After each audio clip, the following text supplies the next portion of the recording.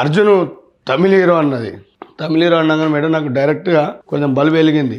Gentlemen's హీరోనా అమ్మ అంటే అవును సార్ ఆమెను అంటే మళ్ళీ మీ సార్ అనొద్దమ్మా చెప్పండి అంటే సార్ మీతో మాట్లాడాలి అని చెప్పేసి అంటే సరేలే అమ్మ మాట్లాడతాను. నాకు ఇక షవర్ మొదలైన లోపల హీరో అర్జున్ ఏంది నేను రోడ్డు మీద ఉండడం ఏంది. అప్పుడు సోను చూసి సార్ ఇచ్చిన దెబ్బకే 5 ఏళ్ళు కోలుకోలేకపోతున్నా. ఇప్పుడు ప్రతి ఒక్కరు ఫోన్ చేసి సార్ని కలవాలి ట్రీట్మెంట్కి హాస్పిటల్కి అదైతురు. మళ్ళీ ఈ సార్ ఫోన్ చేయడం అని చెప్పి మాట్లాడినా. సార్ వయసు అమూల్యమైన వయసు. అసలు ఆయన నేను బాబు అర్జున్ని మాట్లాడుతున్నా అంటే ఇక్కడ చెమటలు పట్టినాయి మొత్తం.